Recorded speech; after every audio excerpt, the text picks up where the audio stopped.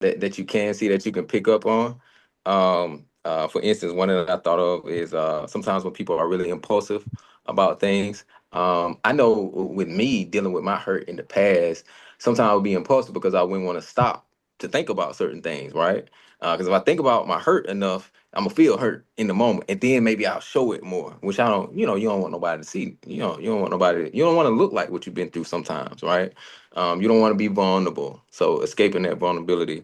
I also think about just exhibiting like anxious behaviors. You have some people that really deal with anxiety, right? But then you have some people that I feel as though sometimes anxiety is a product or a result of avoiding like certain things, that avoiding their hurt, right, or things that they've been through. I also think about when people get really defensive. I don't know if you've been around people, and it could be something deeper going on there. A lot of times when people get defensive, or get on the defense, sometimes it's for a reason, right? Sometimes it's because they don't want to.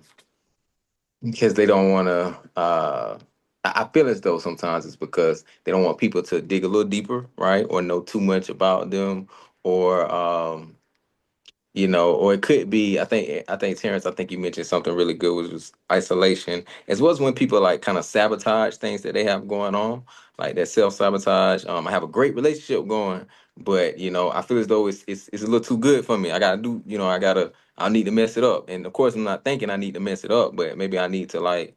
Some of my old habits, like I need to get back to some of those because, I don't know, or I need to change this, and you end up sabotaging yourself. So I think that it can manifest itself, not necessarily that it'll be, and you can see it all the time, but it can manifest itself, I think, in different ways, Yeah, yeah, and everything that you described were behaviors. behaviors. So Okay, yeah. behaviors, like you said, the whole self-sabotaging, the isolation, the it could look like comedy, right? So laughter, it could look like that. Mm, But all these different things, like you said, could look like emotions, but it also could look like behaviors. And that could be, like I said, it's a mask. And when we stop hiding behind our behaviors or hiding behind our emotions, that's, in my opinion, that's when the healing truly begins, Yeah. because you have to truly address what's head on, what's going on, instead of hiding behind whatever behavior, emotion that you have decide to cope with. And I have a side note. I want to bring it even down home and get a little personal here. I remember before I started my before I started my Terrence, you are funny, man. Before I started my before I became serious about starting my healing process, my closest friends knew me to be like the comedian in our group. mm, And I don't show that side to a lot of people. I usually show it to people I'm closest with. So my siblings, my family, my close friends, they know me to be super funny. Like the party, I light up the room. Well, I I always thought once I started processing things with my therapist, I was like, okay, maybe I am masking some pain by laughing. oh Maybe wow. I am masking some pain by being funny and making other people laugh because, hey, I want somebody to make me laugh, and it wasn't happening. I was dwelling in that space of hurt and pain, like we talked about a little earlier. And one of my concerns during my healing process was, dang, am I going to lose my personality? Am I going to lose that sense of humor? Yeah. If I've always been like this, maybe as an effect of trauma, am I going to lose this? And the cool thing about healing is that it's a journey. Yeah, I was that version of Hannah before, and healing taught me how to become a better version of myself. So I didn't lose that substance. I didn't lose that spark of my personality. If anything, I learned how to manage it better because it wasn't coming from a place of hurt. It was literally coming from a place like, y'all, like this is how I feel right now. Like this is something funny right now. So I just wanted to share that little side note, about my experience when it came to healing. Yeah, yeah, I think most definitely, man. And I think that's a lot of our experiences. I know I've been on a healing journey, and so it makes me think about too, Hannah. So is anyone actually healed? I would like to say that you can heal from situations or experiences. Right. However, I don't believe that anyone is actually healed. Hmm. And I say that because we're always evolving and we're always going through new situations, new Hmm. experiences, and even more importantly, new relationships. We're constantly meeting different people, we're procreating and having children. Procreating. I We're like dating that. Big people and now word. their family is introduced to us. So now we're forming other relationships. We're constantly evolving. Even on, when you think about work, you're constantly meeting new people, whether it's at a networking event. Um, and so even if you have children, you're meeting their friends' parents. You're building relationships with that community. So in essence, we're constantly revolving. We're constantly going through new situations that may bring trauma, that may bring hurt, that may trigger old trauma. So I don't feel, in my opinion, that anyone is ever fully healed. We just Hmm. might heal from specific or certain experiences, so that we can, you know, next time this situation happens to me, I know how to face it in a healthy way. Hmm. Like that. We heal from certain experiences or situations, but then due to relationships or um, where we are in our lives, we then experience new situations, which could cause, like you said, hurt, which now we have to learn how to manage this particular situation. And sometimes that might take some time, right? That's why I think I like the word journey because yes, it could be a lot of ups and downs. It can, be stagnant at times, but it's a journey because Mhm. we always have different people enter our lives. We always in different roles. It could be a role of a friend, role of a wife, husband, parent, anything like that. But these different roles carry different experiences that could cause some type of hurt. Like you said, that reminds us of other experiences or just create Yeah. new negative experiences. So I like that. And I, Yeah. I want to pull one of the Terrence numbers when he likes to bring up science and biology. Even when we heal from an experience we've been through and we fully process that, specifically professionally, process it, then our brain learns from that Mm. experience. Our brain grows, our emotions developed, our resilience even develops, so that when we face that situation again or a similar situation, our brain is already registered about how we're going to, deal with that situation again. So, that's Terrence Avenue. All you know what I'm talking about, Terrence. You Yeah, know yeah, all the yeah. chemical imbalances. I'm gonna break up a big word. Neuroplasticity. That's what it's called. When your Thank brain you. has the ability to grow and change and learn new things, it's called neuroplasticity. You know. That's why we got you on the show, man. We have missed you. I'm back, baby. You back with some new words. I'm If back. y'all at home, go ahead and write that word down and maybe look it up after. And, Yeah. and listen, so for those who maybe just joining, again, everyone, or may have joined since we started. So everyone, this is like episode 87, I believe. This is the first live episode that we've had so far. And I think this is like our third or fourth season together. So, and so I think that I think it's big that this is our first like live showing, our live stream showing. You can check out a lot of our former episodes over on YouTube. But yeah, I also think it's important. Hannah and Terrence, can y'all real quick just tell, and we'll get back. But can y'all real quick just tell what you all do that's related to mental health or kind of your experience with mental health really quickly, so folks will know who they're dealing with. Now, again, everyone, this is not mental health advice, but we are hearing from some folks that have some experience in it. So if y'all could just really quickly, and then we'll get back to it. Yeah. First, I'd like to shout out Tiffany. How you doing, girl? Thank you for checking in. Hey, I would do my Josh like slow, low tone voice, trying to, little seductive voice. I'm waiting on him to do it. He ain't did it yet, but I'm not gonna do we still got some it. time. But shout out to Tiffany for checking in. Thank you. Thanks, But Tiffany. as Yeah. far as Is that me? I'm Hey, Tiffany. there you go. Hey, Tiffany, Tiffany. Um, I had Josh. What you asked me, man? So basically, I just want to know a little bit of your background as far as your background with mental Oh, health. Just want people to know, who they're dealing with. yeah. So I'm a licensed clinical social worker, licensed in North Carolina and South Carolina. I currently work in a higher education setting in the university's counseling center.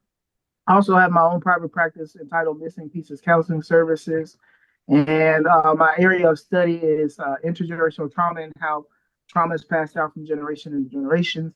And recently, well, last year, I created what I call the Black Trauma Cards, which is an acronym for building language, awareness, connections, and knowledge. That's Let's go. what the word Yeah. Black means. And this year, I recently released my Black Trauma Journal. So it's actual journal. And then again, the acronym for that is building language, awareness, connections, and knowledge. Awesome. Wow. Awesome. Miss Yep. Williams. So I am Hannah Williams. I live in Charlotte, North Carolina. And my areas of practice is mental health, but specifically anxiety and depression. So I'm a certified rehabilitation counselor, which means that I specialize in working with all individuals that have disabilities, all types of disabilities. But my focus and my minor was mental health. So very passionate about clinical mental health, learning how trauma impacts individuals and how it impacts the family unit and how we can heal as a community and spread mental health awareness.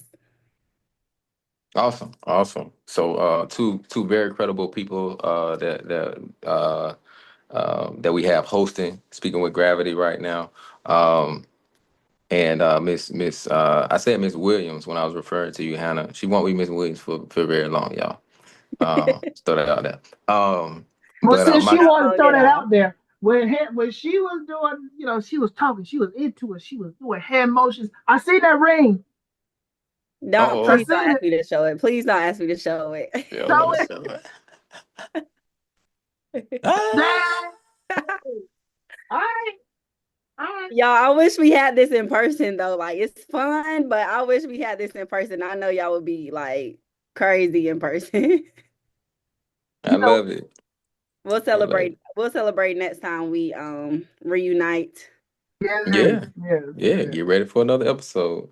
So, so myself, I'm not in mental health at all. The closest I got to mental health was majoring in psychology in college. I don't do nothing with psychology right now. When I first came out of college, I was in career counseling. From then on, nothing at all with psychology. I'm in business. I'm in workforce and economic development. So, totally off topic, right? But I did want everyone to know who we were, right? If this is their first time checking us out. But want to get back to it. I think what we kind of left off at was Hannah, you were talking about that healing journey, which is so important. And one thing that I did want to bring up, you kind of alluded to it, was that sometimes things come up on your healing journey, and it's like what you want to be careful about is you want to give yourself some grace and some gratitude for how far you've come, and you want to give yourself grace in the sense of allowing yourself to mess up something, not intentionally, right? Messing up intentionally, that's not messing up. That's not a mistake. But we make mistakes along the way. We can even get out of character sometimes, unfortunately, along the way. But giving ourselves grace means that we allow for it, we recognize it, and then we do things to we commit to ourselves at least that this is not something that's a part of me. This is not something that I plan on repeating at all. And so everything is not going to be perfect, right?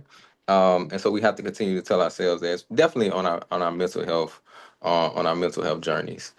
Um, yeah, and another thing that I thought of, y'all.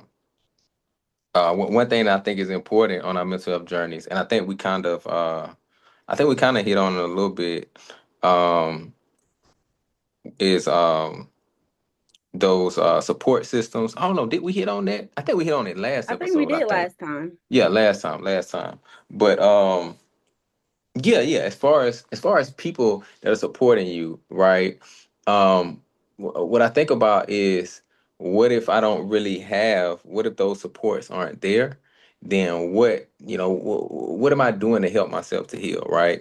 Are there strategies, are there practices, are there habits that I should, that I should put in place to help myself heal? One thing I think about is just being thoughtful enough, right, to think about, um to just get by myself and kind of be intentional about um thinking about where I am right now and what's kind of led to some of the things that I'm dealing with. But just want to ask y'all, as far as if I don't have anybody that's there with me sharing the journey, what are some practices that you all think are helpful? I just off the top of my head, I think that that's why it's so important to get professional help. Okay. Especially if you do experience a diagnosed mental health issue. It's very important to seek professional help.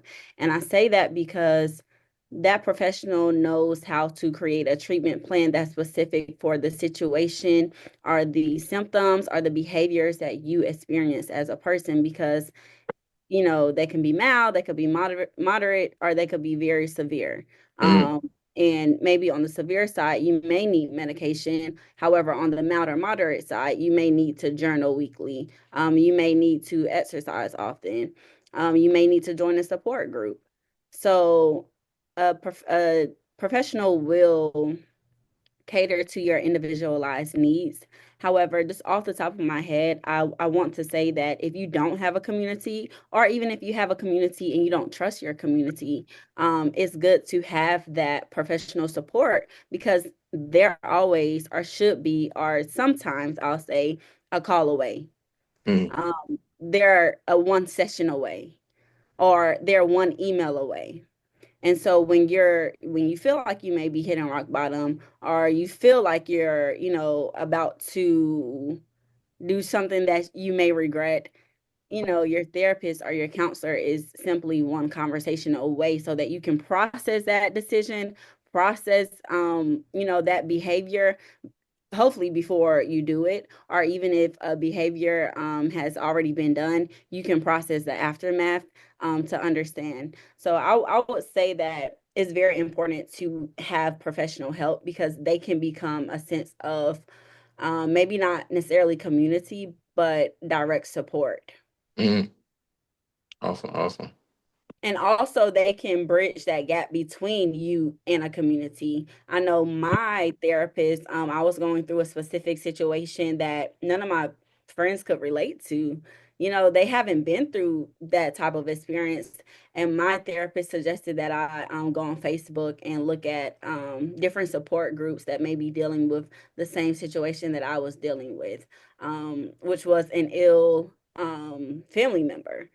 And so, I can't talk to my friends and get, support, because they haven't been in that situation. They can support me in some ways, but directly in the ways that I need it, they just can't. And that's understandable. I shouldn't expect them to do that. However, I could get more individualized support, I'll say, by joining a support group with other people that have experienced or was experiencing the same situation as I was. So a professional can bridge that gap. So that's why it's so important to get connected with a professional. Yeah, I think that's one of the scariest things is feeling alone in what you're going to and what you're going through. That's like one of those things. Yeah. But again, it is like your responsibility, right? That's the title of this episode, right? People may not always point out that, the fact that, they think that, hey, maybe you should see someone or maybe you should work on this. It's up to you to be introspective, right? And be kind of looking out for some of those behaviors that we were talking about earlier. And asking yourself why do I do, why am I behaving in this way? Why am I lashing out, right? Is there something that I'm missing here? So ultimately, healing is your responsibility. And I think that's why ownership is so important. I know earlier Ownership. Terrence mentioned self-awareness. You can be self-aware, but are you taking ownership of what doesn't look good? Are you taking Mm. ownership of what you have done that looks extremely ugly? Are you taking ownership of those negative behaviors or even those negative emotions or even words, your choice of words? Are you taking ownership of those behaviors that you're not proud of or may be a reflection of trauma you've been through? Because Yeah, you can be self-aware, but until you take ownership and make the commitment to change, you're stuck at step one, which is I know I'm in the wrong. And Great. and that and that step is where a lot of people get stuck at. yeah. And Terrence, if you can give us your famous quote, man. If you bleed in Oh, on people, I'm sorry, that sounds crazy, but Terrence, what's your? I don't want to mess Yeah, it up, please man. Go remind me ahead, go about ahead. this one. Yeah, yeah, yeah. Go ahead, if Terrence. Come you on, don't heal what has cut you, come you on. will bleed on those who have not hurt you. All Hmm. right, and break it down for us. Break it down for us real quick. Break it down. So kind of like how, like if I have some type of we call it emotional wound, whether that's abandonment, whether Emotional that's wound. Yeah. that's a good one. So abandonment. If I don't heal that particular wound or work towards healing that, then when I get into friendships or relationships, and I feel like that person might be abandoning me, maybe they don't respond to my text messages, maybe they say they're gonna do something, but then something comes up, and then I feel that abandonment wound again. I might Mm. respond behaviorally to that. And that could be, through what I say, that could be through what I do. And now that person is taking on the aftermath of something that they didn't even contribute to. Listen, So if you do not heal what has hurt you, you will, what has cut you, you will bleed on those who have not hurt you. Bars. bars. Drops, Mike. Yeah, man, because man, a lot of times I see people like going off of about little things, and I think about, man, is there something deeper there? Or even like when I'm really hurt by something, and I can tell that the other person didn't even mean it. It might be something deeper there that I haven't Mhm. dealt with properly, right? And it's just so important, man, that we and I think it's important also to say, so you mentioned that. When you don't heal what's cut you, you bleed on everyone. What happens when you have healed what has cut you? Then what is the effect or the impact that has on the people that are around you? If you're not bleeding on them, then what does that impact? What does that effect look like? I feel like if you've healed from something, right, and then let's say again they do some type of action, behavior, say something that might, you know, uh, have some type of emotional response from you or behavioral response from you, right? If they, you will then again, I'm aware of what's going on. Oh, this person did this, and I'm feeling this way about it, and then I accept that I have a choice. Like I said, accept I have a choice on how I respond, and now I respond with saying something like, because one thing that I try to teach my clients is how to communicate what they're feeling. So one thing that people might do is, and this is can cause a person to get defensive. They'll say, "You did X, Y, Z." Oh, wait a minute, what? I did what? And that now that person, you kind of attacking that person because you said you did this. Mm-hmm. But what you probably could say is, "I'm feeling hurt because I feel like you didn't want to spend time with me." Mm-hmm. Now, what did I just do in that communication there? Put it I on you. put how I felt at the beginning because that's what I feel, and that's pretty much the focus is I felt this because of this action. Right. Now, what you include after that is what I need. So you say how you feel, why, and what you need. I feel hurt, or I feel abandoned when you didn't respond to my text message. If something's going on, can you just communicate with me a little bit better? So that's a little bit about what I need. Now that person can now understand how you felt and what you need, and now it's up to that person on if they're willing to give that to you. But it has nothing to do with you. That's that person's choice. So that's why I was like, healing is your responsibility. You have a responsibility to be aware of how you're feeling, and and your responsibility to communicate your emotions effectively, and then communicate what you need. but it's not your responsibility to dictate how someone responds to you. I think that's what we get Mhm. tripped up a lot. We we Yeah. want we want them to respond a certain way, and we might not get that. And then sometimes we might try to keep pushing and pushing and pushing until we get the proper response that we feel like we want or need, but we might not get it, and then we become more upset. But your only responsibility that you have, the only thing that you can control is how you communicate, how you feel, what you need, and the situation that may be contributing to those emotions. I was say we probably got like what about 10 more minutes? I'd say well, maybe like 10 more minutes. It's 7:45 Eastern time. Um, unless I get Eastern up. time, but he put the time zone in there. That's what I'm talking Man, about. y'all know we got We folk. might have Y'all know people we joining got us folk from the in. West. Yeah, We got Eastern folk in time. Hawaii and everywhere else listening to y'all, The y'all beautiful world, people baby. right now. So, And I Top wanted so flight to you know, security yeah, of we the gotta point world. that out. Yeah, piggyback yeah. off of Please, yeah. what Terrence said, and also just to answer your question. And also, so when I think about when people do heal from that cut, what's the Mm, aftermath or what's the effect? Um, I like to think that healing is for you. right. It can positively impact other people, but essentially it is for you. And one thing that I like about when you make the commitment to heal and you make healing your responsibility is that that comes with better decision making. So I'll use an example that Terrence used. If your spouse does something that you don't like, now you're able to make the decision. Am I going to create a toxic argument from this? Or am I going to be healthy and express to my partner how they make me feel, why, and what I need in this moment? And you know what that does? That creates change, Yeah. Yes, it which does. which is why we choose to heal in the first place, because we don't like the situation we're in before. So what do we want to do? We want to change it. We want to Yes, get ma'am. outside of that uncomfortable zone, that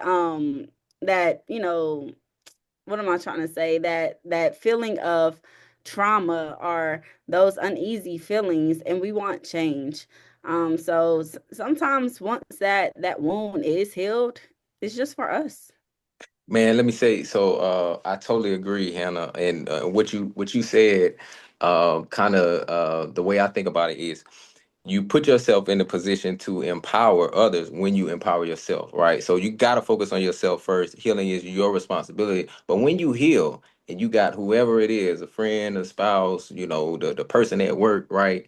That's that sees you respond in a certain way, right? That sees you not respond, based on the things that Lash you've been out. through, right? Yeah, based on lashing out in those behaviors. When they see you respond in a healthy way, because you've been empowered, a lot of times that can empower them, right? Because they see that. To be honest, we see each other exhibiting these negative behaviors all the time. And when I see you exhibiting those behaviors, when my kids see me exhibiting those behaviors, then they're more likely to respond in those ways as well. So Yeah. if you're the type, if you're the person that, you've gone through something and you've gone through the suffering of healing, right? Because healing can be, there's some suffering involved, right? You either gonna suffer by not doing nothing, or you're gonna be suffer by getting better a lot of times. And so if you've gone through that, then you have to continue to be the model, right, of healing, right? So when I'm in those situations, how am I to responding? Because that's going to teach others how to respond as well, I Yeah. think. And Mhm. what not healing does is similar to what you just said, Josh. Josh, it creates an understanding to other people around us that this behavior is okay. This behavior is acceptable. And Mm. we know that children, are easily influenced. So that's how intergenerational trauma begins, is that my mama always did this. So now I always do this. And now my children always do this. And it's just a generation of not healing, not changing until the black sheep comes along and says, I want change. I want to do something differently. I'm going to take initiative. And we love audience interaction. Adrian said taking ownership can feel uncomfortable sometimes, but it is huge. It is a major Okay, step, Adrian, I hear not you. only a step, but I want to say an accomplishment. in Yeah. your life when you decide to take ownership of your actions, of your behaviors, and want better for yourself. So healing is your responsibility. Hmm. Definitely. Definitely. Um, just kind of thinking about what else comes to mind. Anything else just on the top of mind for you guys? I said we probably have about 5 minutes. Don't want to wear people out too much. But anything Well, that's on top of mind for you all? one question that comes to mind is we talked about community, and I even want the audience, you all can put your thoughts into the chat if you want, but how do you feel like you should communicate to someone that they need to heal? If you Mm, see a negative behavior, or if you see somebody or observe I'll say a behavior in someone, and you want to address them, you want to confront them, how do you do that in an effective and empathetic way? How do you let someone know that they need that they're a mess right now and they need to heal? Or do you? So is that for the audience? It's for everybody. Oh, I'll speak on that. This is another skill I teach. So Come I on, like to tell professor. people that you need to, like, if I'm to address someone, I'm just going to simply tell them what I have noticed. People like to be seen. They like to be seen, heard, and understood. mm, So if you can show that you see them, if they're talking, that you hear them, and number one, that you understand to the best of your ability, then they feel like, oh, okay, I can feel a little comfortable. I don't feel attacked, right? I feel more open. But this is what I tell them. I notice that um, you've been withdrawn lately. I just want to check and make sure you're okay. What did that do? That just showed that you see a behavior out of them that is out of the ordinary, and that, hey, I want to check on you. Or I noticed that when I said XYZ, this was your response, mm, and now you're showing them again. I see this. What you're seeing your response, and I just want to make sure to see check on you, see if everything's okay. Check and see if did I do something wrong or say something wrong that may have hurt you, so I can get some clarification. But I think just to simply answer your question, if you're want to address somebody and let them know that they need some healing, you start with what you are noticing about them. You don't want to, of course, to go to bed like you need to go talk to somebody. Like you could say that, but it's kind of like I Need to go noticed talk to the this. lady. Why do I need to talk to somebody? I ain't nothing. Well, let me tell you what I noticed, yeah. and then go from there. I think. Mhm. And I think I love that, Terrence. I wasn't even thinking about that. I love that answer, man. And I think also spending quality time with people, because I feel like it creates trust. A lot of times, like we can say something to somebody, but if we haven't like been there, like with them, right, like really putting in time with them, to where they feel valued by us, if we haven't created that trust and that value up front, it comes out different when you do, when you create that trust and that value up front. Um, I feel like it just opens doors for you to be able to get through a little better and for it to come out Yeah. better. So I think that yeah, those are two things I think that we definitely would take into account. I got a question, I but have I want you another to I one to want you to add. wrap up your I want us to finish with yours though, firsthand. I don't want to ask nothing on top of that. Yeah, I just have one. Well, I just thought of something from, I know it was my question, but I just thought of something from you all's responses. And that's, I like Josh, how you said spend quality time with a person so that you know them. And then Terrence said, um, it, I just lost my train of thought, but basically, if you're going to confront somebody, you should do it in a way that they will receive it well. And what Mm, I mean by that is if you know that, your partner is not a morning person, don't address them first thing in the morning about something you have noticed that they are doing wrong. You Unless know? you're learn using the it. seductive Josh voice. Hey, man. That's what she did. That what Hannah did. No, I said unless don't confront them in the morning unless you're doing that Josh seductive voice. Man, that don't work. Listen, that don't wear Not still even don't with the work. morning person. I'm just playing. If I'm just they ain't no playing. more, yeah, I got you though. But I got you. I appreciate the credit though. That means that yeah, I appreciate it, man. I appreciate y'all think highly of that's my voice, funny. boy. I have my wife about that, man. I'm sorry. I just Is had it that is it was my real? Nah, go I ahead, man. I'm appreciate it, sorry. brother. I receive it as a compliment, but I'm sorry, Hannah. We No, let it's Terrence throw okay. us I'm off over just here now, just didn't we? laughing at y'all. We let Terrence throw us off just now, man. We allow him to let us become imbalanced. That's what we allow him to do. We should take ownership. We should take better ownership, man. It's our responsibility, man. We need Curvin. We need Curvin as a referee at this point. I'm be Listen, But quiet. man. but no, seriously, when we're trying to confront someone, we should know the method, the time, even the tone, Yeah, the voice where we should confront them.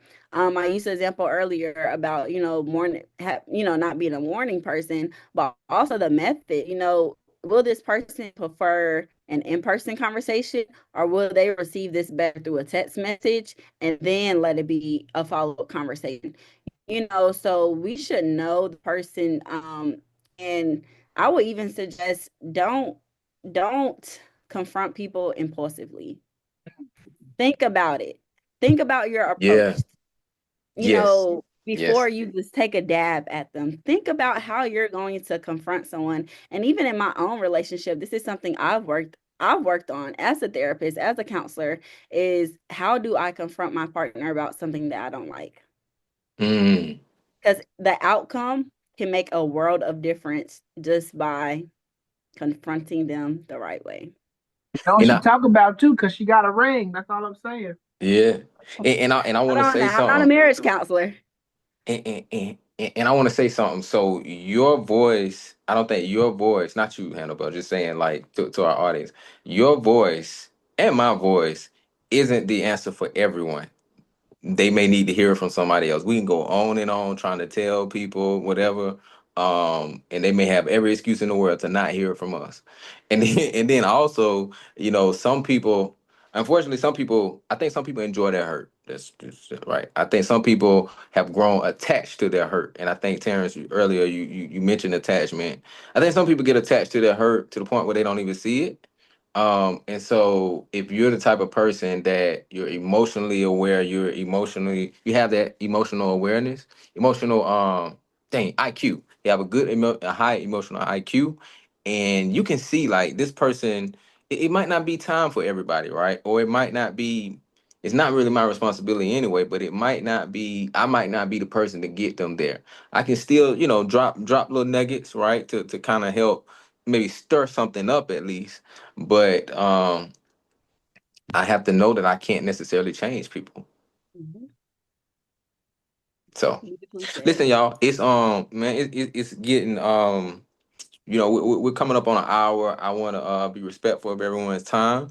I think this is a great part two. For those who haven't seen part one, please go back and check it out. Check out Speaking with Gravity on YouTube. Please follow us on Instagram, on Facebook. We may be on TikTok as well. We a little bit everywhere. So please check us out. For those who have been watching, please continue to watch. Thank As this you. Yeah, as this group grows, I think that that the this is this group being me, Hannah, and Terrence. I think that the quality and the content is continuing to hopefully it's accomplishing what it should for you all. So again, like we're happy to have you all with us today. This is our first live. Pretty sure that it won't be. But we're happy to have you all. We're looking forward to seeing you again soon. Remember, healing is not easy. It doesn't happen overnight, but it has to be your responsibility. It is your responsibility. As we continue to do the inner work, we contribute to a healthier and more emotionally aware society. Um, so let's keep the conversation going. Let's please connect with us as we mentioned on social media. And again, it's Speaking with Gravity. I'm Joshua. You all have a good evening, and thank you all for joining. I'm Hannah Williams. Thank you all. I'm Terrence Dawkins. Appreciate you joining us for our first live, and it definitely won't be the last. And we'll see you soon. Where can they find You y'all have at a good again? night. Individually, where can they find y'all at real quick? Sorry. Yep, you can find me, Hannah Elise, on Instagram or Hannah Williams on Facebook. And you can find me at Terrence Dawkins on Facebook or Terrence_Dawkins on Instagram. All right. And on Instagram, I'm at Joshua _ be impactful. Have a great one, everyone. Y'all have a good night. Thank you.